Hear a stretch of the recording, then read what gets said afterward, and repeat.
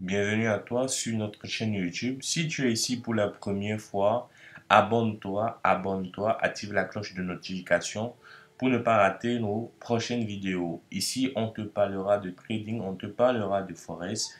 Tu auras tout ce qu'il y a à savoir sur l'ensemble des marchés. Tu vas comprendre comment identifier les opportunités.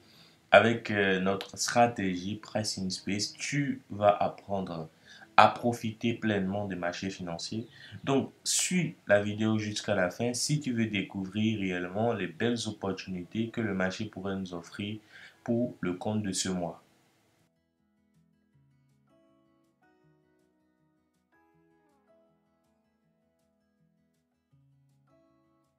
Alors, bienvenue à nouveau dans cette séance d'analyse. Aujourd'hui, on va essayer de décortiquer un peu l'ensemble du marché, de voir qu'est-ce qu'il y a lieu de faire, qu'est-ce qu'on peut faire concrètement pour le reste de ce mois de euh, juillet 2023. Alors, on a commencé le mois timidement. Il y a eu pas mal d'opportunités récemment, mais on n'a pas forcément pu profiter de l'ensemble des opportunités. Donc déjà, comment est-ce que on peut profiter des autres opportunités que le marché pourrait nous proposer pour le reste du mois? Suis la vidéo jusqu'à la fin et bien si tu veux découvrir cela. Alors, on va essayer de repasser sur l'ensemble des actifs que nous tradons et on va essayer d'apprécier ce qu'il en est, voir quels sont les niveaux des prix actuels et quelles pourraient être les prévisions les plus probables, ce qu'on doit absolument surveiller. Voilà, donc déjà là, on part directement sur l'euro USD. Voilà, on est sur l'euro USD. Et donc, comme tu constates, là, on est dans un trade qui est déjà en cours. Donc, le trade, il est déjà en cours depuis ce niveau. Voilà. Euh, c'est un trade en cours en journalier également en 4 heures, bien sûr. C'est un trade déjà en cours depuis ce niveau-ci. Voilà. Donc, on peut essayer de mettre, on peut essayer de faire ça. Voilà. Et pour dire que le trade il est déjà en cours depuis un moment et que les objectifs devaient être atteints. Donc là, ça reste encore un peu. Il faut patienter. Donc, vu qu'on est déjà sur un trade en cours, on ne peut pas identifier une opportunité ici tout de suite.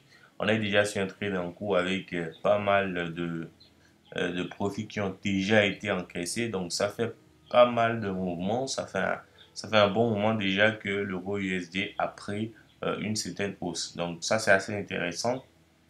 C'est assez intéressant puisque l'entrée était ici avec les objectifs tout haut là. Donc, là, ça reste pas trop longtemps pour que les objectifs soient atteints.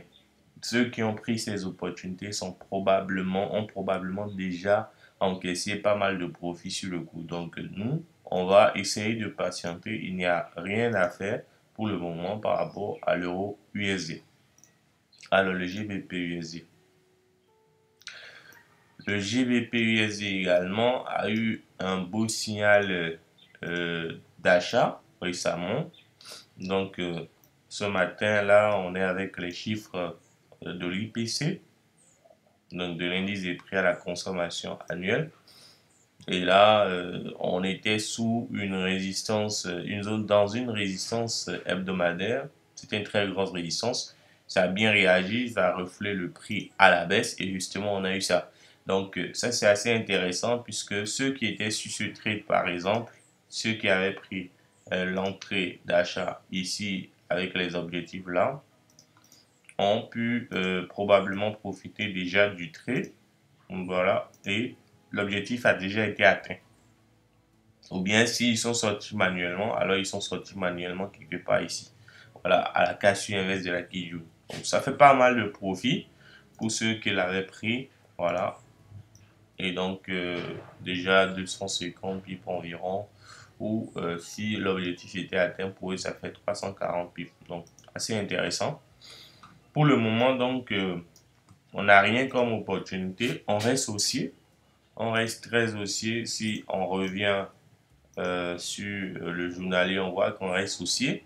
Par contre, en 4 heures, on n'a pas vraiment une opportunité d'achat.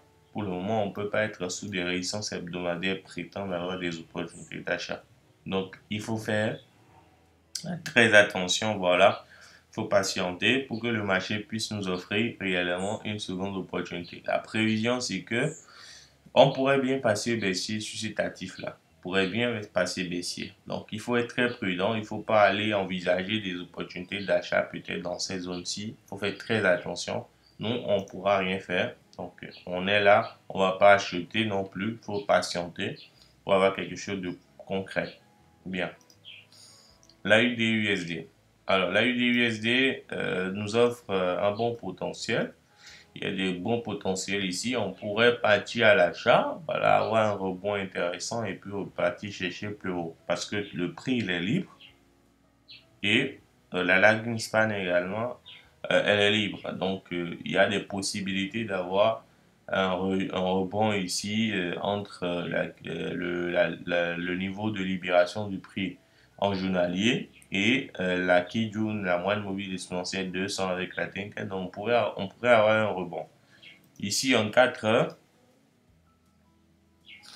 eh bien, on a une résistance, un support de 4 heures qui est en vue et qui pourrait nous permettre d'avoir un rebond, donc valider le rebond. Ensuite, on peut avoir le signal d'achat et en profiter si éventuellement c'est une opportunité de reprise de l'achat. Sinon, carrément, on peut avoir même un rebond ici sans avoir un signal et le marché pourrait repartir à la baisse. Donc, il faut surveiller tout ça. Si on n'a pas un vrai signal ici, il ne faut pas se positionner. On est en 4 heures. On n'a pas du tout envie d'aller dans les unités de temps beaucoup inférieures puisque le marché actuellement est assez compliqué. Donc, il faut avoir une prévision globale sur les unités de temps beaucoup plus élevées. Donc, c'est ce que je pense qu'il faut faire. Il faut patienter. Alors, l'NZD-USD.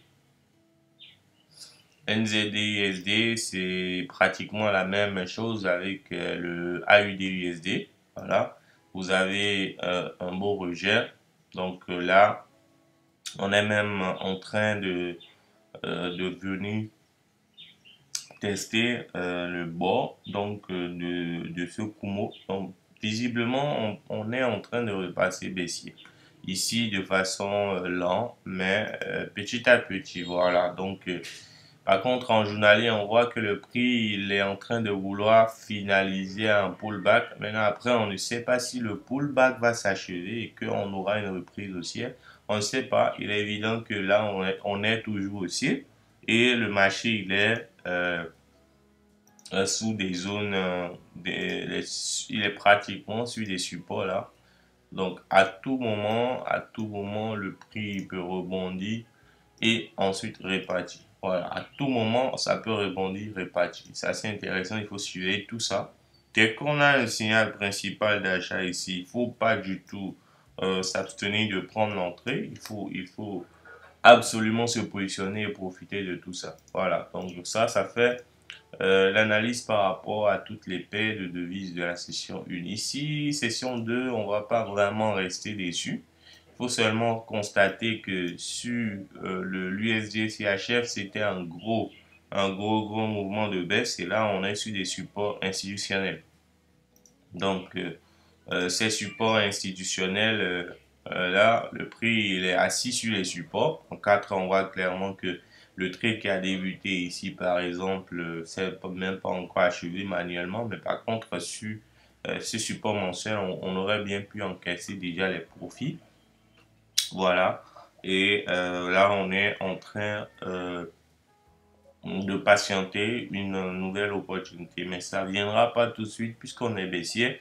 On peut que chercher des opportunités de baisse. Et là, par exemple, on peut pas vendre ici. On peut pas vendre ici non plus. Donc, il faut patienter que le marché fasse des corrections assez intéressantes. Et là, mais moi, je pense que là, après ce gros mouvement, on voit la position de la Kijun, de la Tenken par rapport au prix. Donc, c'est évident que le marché va effectuer une correction pour combler le vide. Donc, On est baissier, ce n'est pas parce qu'on a cette observation qu'il faut commencer par acheter. Non, on est baissier, il faut chercher, il faut privilégier les opportunités de baisse, donc il ne faut pas acheter, il faut rester tranquille, tout simplement, patienter. Bien, donc, alors là, on a l'USD4, on est bien baissier, hein. Voilà. On est même dans une opportunité de baisse depuis ici, en journalier. Mais après, est-ce que on va chuter concrètement? Est-ce que le marché ira beaucoup plus bas? On peut pas savoir vu que ici on n'a pas vraiment des vraies opportunités. Le prix, la ligne elle est libre, mais le prix est en train de tâtonner entre la Kijun et la Tenken et tout. Il n'y a pas du tout une opportunité de reprise baissière ou de continuation de la baisse. Donc à tout moment, euh, ça peut rebondir. Voilà. Et il faut préciser que en hebdomadaire, vous avez la fin d'une correction, hein. Donc, on n'est pas vraiment si loin d'un support hebdomadaire que et la moyenne mobile exponentielle 200. Donc, le prix pourrait tester cette zone-là avant de repartir à la hausse. Donc, c'est quelque chose qu'il faut surveiller. Il ne faut pas être acheteur dans ces zones-là, pas du tout. Il faut être plutôt vendeur, privilégier la vente en intraday surtout. Voilà. Hum. L'Eurocad, ce n'est pas exactement la même configuration. Ici, on est plutôt sur un trade qui s'est déjà achevé probablement. Et là, on est totalement coincé. On est dans une indécision. On voit clairement que la lagune est bloquée dans le Kumo. Le prix, il est libre, mais il pourrait faire une correction avant de repartir à la hausse, puisque on est dans une configuration de hausse ici. Vous avez toute une configuration de hausse, et là, c'est toute une correction. Il faut patienter ici aussi. Il n'y a pas vraiment grand-chose à faire. Il ne faut pas aller identifier des opportunités là où il n'y en a pas. Le GBP JPY dans une résistance mensuelle, zone de résistance mensuelle terrible, voilà. Il n'y a pas vraiment à acheter forcément. On aurait pu acheter récemment, on a eu un trade perdant ici, on s'est abstenu, donc voilà. C'était un trade, voilà, c'était un trade que le marché a effectué depuis un moment. Donc les objectifs ont été atteints. C'était un swing trade qui a débuté ici. Et là, les objectifs ont été atteints. Si cette bougie casse là qui joue dans le sens contraire donc de la tendance, ça veut dire simplement que c'était un arrêt de mouvement. Donc au lieu de chercher des opportunités d'achat, il va falloir se préoccuper donc de potentiellement un retour à la baisse. Donc en 4 heures, on peut voir clairement en 4 heures qu'on a des extensions de baisse. Le prix qui tourne autour de cette zone-là. Donc, on est vraiment dans une zone de résistance. Vous voyez, il y a pratiquement 3 résistances là. Donc, ça tourne et il y a des possibilités qu'on reparte totalement sous le support journalier ici et que voilà qu'on ait des opportunités de vente, même si ce ne sera pas forcément une triple convergence des unités de temps, on aura quand même potentiellement des opportunités de vente si réellement le prix décide à corriger sur ce tatif-là. Alors, l'euro JPY. L'euro JPY exactement comme l'autre. Voilà, c'est toujours un trade en cours depuis ce niveau-ci. L'objectif a été atteint, le swing était parfait. Donc, je pense que là, par exemple, on est également dans une résistance mensuelle. Donc, à tout moment, le marché peut être rejeté. On fait très attention par rapport aux opportunités d'achat dans ces contextes-là. Et là, on voit clairement que le prix, il est libre, mais la ligne est bloquée. On a encore le promo et tout. On a même des trains light. Donc, il n'y a pas possibilité d'acheter quoi que ce soit ici. Si vous achetez, c'est à vos risques et périls. Ça ne sert à rien du tout d'acheter. Voilà. Moi, je préfère rester en 4 heures et en journalier pour apprécier ce que le marché m'offre réellement en termes d'opportunités. Voilà. Donc, on continue avec le Forex, l'euro NZD. l'euro NZD qui nous offre une opportunité extraordinaire. Donc, vous avez un beau signal d'achat sur toutes les unités de temps, déjà à partir de l'hebdomadaire. Vous pouvez remarquer qu'on est totalement libre, hein. C'est ce qu'on appelle pricing space réellement. C'est la stratégie du pricing space avec Ishimoku et toutes les autres stratégies combinées. Quand vous avez le prix qui confirme la liberté, une certaine liberté, en hebdomadaire, vous avez cette liberté-là. On a des objectifs qui sont totalement vers l'euro. Donc, on peut même identifier. Par ici déjà. Voilà. Donc ça, c'est des résistances hebdomadaires que le marché pourrait venir chercher à tout moment. À tout moment. Voilà. Donc, pour revenir en journalier, vous avez également ces résistances-là. Ces résistances, vous avez eu un canal et tout, le prix s'est libéré là. Maintenant, c'est une libération complète. Donc, depuis ce niveau-ci, on va essayer d'identifier le niveau. Depuis ce niveau de prix, voilà, ce niveau-ci, le marché est déjà en train est déjà sur une opportunité d'achat. Bon, voilà, vous avez un signal d'achat depuis ici. Les objectifs, c'est les bas. Voilà, c'est les bas du Kumo avec un ratio de 2 pour 1. Donc, on voit clairement que l'objectif de la résistance hebdomadaire pourrait être atteint si vous êtes vous êtes déjà sur ce trade là. Donc ça vous fera environ près de 450 50 pips, voilà, pour dire simple. Vous pouvez en profiter de tout ça. Ceux qui sont déjà déçus sont déjà en train de prendre 100, près de 200 pips. C'est pas mal en 2 jours déjà. C'est bien. Non, si vous venez en 4 heures, vous allez remarquer que il n'y a pas vraiment eu une opportunité d'entrée très claire. C'est-à-dire que ici, le prix, même quand le prix a cassé la trendline ici, la ligne n'était pas encore libre. Donc, il n'y avait pas vraiment de possibilités d'entrée. Voilà, à la hâte, à moins que vous anticipez. Ça, c'est très grave. Il ne faut pas anticiper. Par contre, le prix s'est libéré ici. Le prix s'est libéré ici. Vous voyez, donc, quand le prix se libère ici, vous ne pouvez pas placer un ordre d'achat là.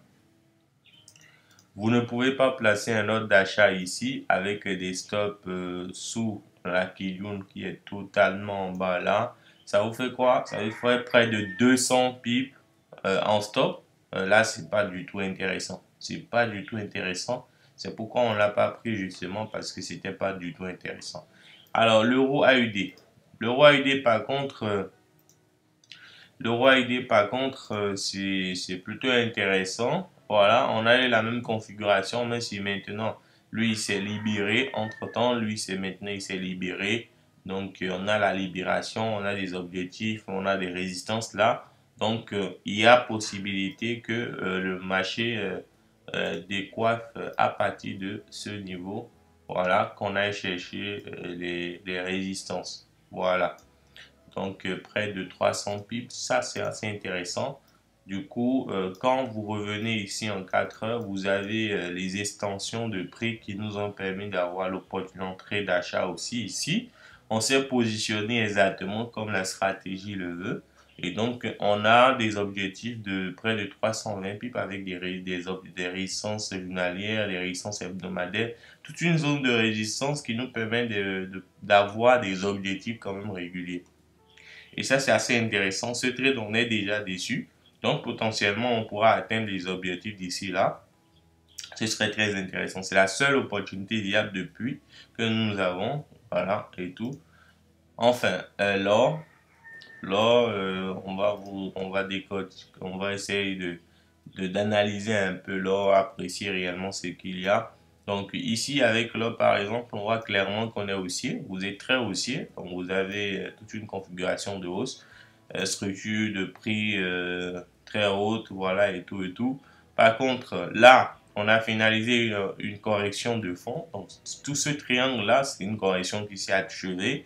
On a brisé ici par exemple, mais le problème c'est que jusque là, le prix, il est toujours sous le Kumo. Et la ligne est toujours sous le Kumo. Ça veut dire que même si potentiellement, si on enlève Ishimoku, vous êtes possibilité d'opportunité et tout et tout. Voilà, ce n'est pas réellement une opportunité. Pourquoi? Parce que à tout moment, le marché peut repartir à la baisse. Parce qu'on n'est pas du tout libéré. Le prix ne s'est pas libéré en aucun cas. Ça veut dire qu'à tout moment, on peut partir à la baisse. Donc, on n'est pas dans une convergence des unités de temps.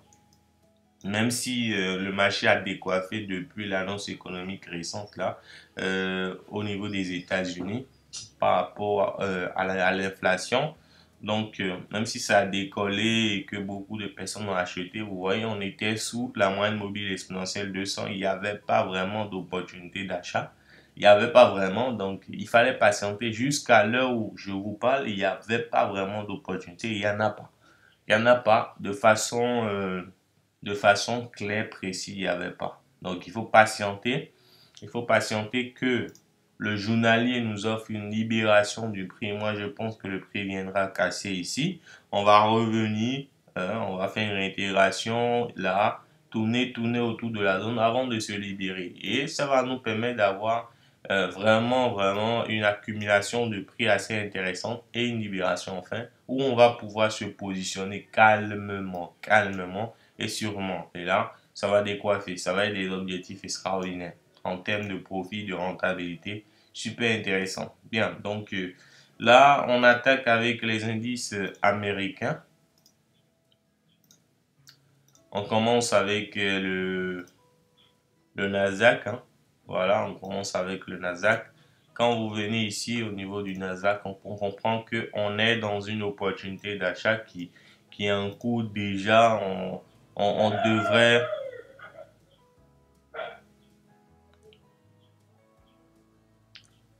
on est dans une opportunité d'achat, donc qui devrait finir, voilà, s'arrêter d'ici là, puisque la vraie opportunité a débuté depuis le bas. Donc, lorsque le prix s'est libéré pour la première fois avec le système Ishimoku, on est à l'achat depuis les 12 000 et quelques. Donc là, il faut s'attendre à ce que cette zone de résistance hebdomadaire refoule le prix et on peut invalider ces mouvements-là parce qu'on ne peut pas acheter un mouvement qui a débuté depuis un bon moment. C'est une perte de temps et c'est très risqué parce qu'à tout moment, on peut être refoulé à la maison.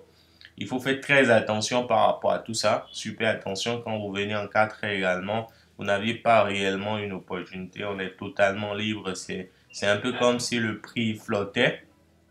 Voilà, donc vous ne pouvez pas prendre un vol en l'air. Vous devez patienter que l'avion atterrisse avant de vous positionner à nouveau. Donc là, on n'a pas vraiment d'opportunité. Quand on revient également euh, sur le S&P 500, on voit clairement que c'est la même configuration. On est dans une zone de résistance hebdomadaire. Il n'y a rien à faire, il faut patienter. Il faut absolument patienter, il n'y a absolument rien à faire. Patienter, c'est une opportunité déjà en cours, pratiquement finie, parce que les objectifs ont été déjà atteints. Donc, il faut rien faire, il faut patienter tout simplement. Et alors également ici sur le Dow Jones, vous avez la même configuration. Ça, c'est une opportunité en cours depuis ce niveau par exemple, depuis ce niveau où le prix s'est libéré. Donc si vous étiez en achat, et eh bien depuis ici, les objectifs devraient être à au moins un ratio de 2. Voilà, un ratio de 2 c'est pratiquement atteint. Vous pouvez aller chercher ce niveau, donc il faut patienter. Il y a rien à faire pour le moment. Bien. Alors, les cryptos.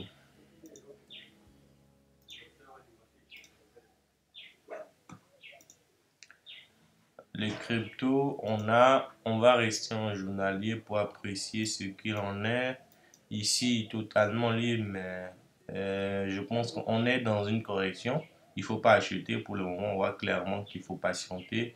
Le TH également, il faut patienter. Il n'y a pas vraiment encore. On a le prix, il a libéré, mais on est dans une phase de correction. Là, il est sous la Kijun. Rien pour le moment. Ici, on a par contre une opportunité assez intéressante dans laquelle nous sommes déjà. Voilà, il s'agit donc de l'Uniswap où on est totalement libre en journalier. On a même une opportunité d'achat. On est déjà dans le trade. Donc il y a de très fortes chances, possibilités d'atteindre des objectifs comme les résistances journalières ici. On est déjà dans le trade avec des achats sur Binance Futures. Donc on profite, on profite et tout. On patiente. Il y a pas mal d'opportunités ici également. Libération du prix. Là, on stagne autour du TRX, donc du Tron. Et là, il n'y a pas vraiment une grande flexibilité. Il faut patienter également.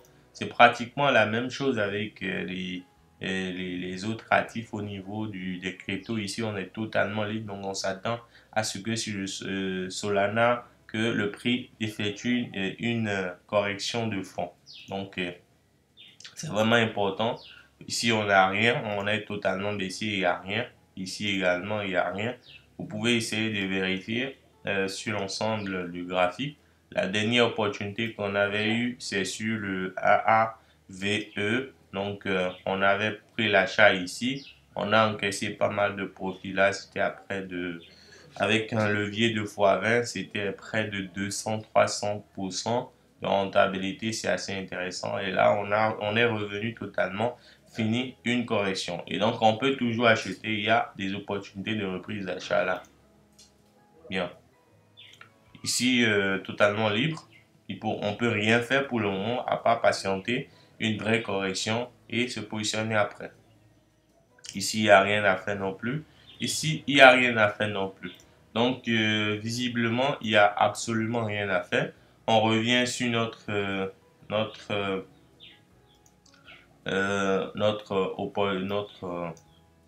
nos actifs du Forex, par contre, avec l'or. Voilà, on reste là, on va surveiller avec l'or. Ça veut dire que là, par exemple, pour le moment, il n'y a rien à faire sur le Forex, à pas surveiller réellement si l'or. Par contre, vous pouvez toujours vous positionner par rapport à l'euro AUD sur lequel nous sommes. L'euro AUD sur lequel nous sommes. Donc, on pourra vous pouvez toujours vous positionner. On est tout au début du mouvement. Euh, Justement, la stratégie s'appelle Price in Space parce que ça vous offre des dynamiques que vous ne verrez pas sur les autres stratégies forcément. Là, on voit que normalement, on est sous une résistance là, une petite résistance de 4 heures, mais pourtant on est en achat. Pourquoi? Parce que bien sûr, on a beaucoup de confirmations pour nous dire que voilà, le prix ira probablement chercher cette résistance journalière. Donc, avec une rentabilité assez intéressante. Donc, cette prévision elle est très, très viable, elle est très, très intéressante pour nous. Une correction qui s'est bien matérialisée ici. Donc, il ne faut pas ignorer ça. Et justement, c'est pourquoi on s'est positionné. On espère qu'on vous a fait profiter de notre expertise, de nos analyses. Si vous avez aimé la vidéo, partagez-la, likez-la et abonnez-vous surtout à la chaîne pour ne pas louper les prochaines vidéos.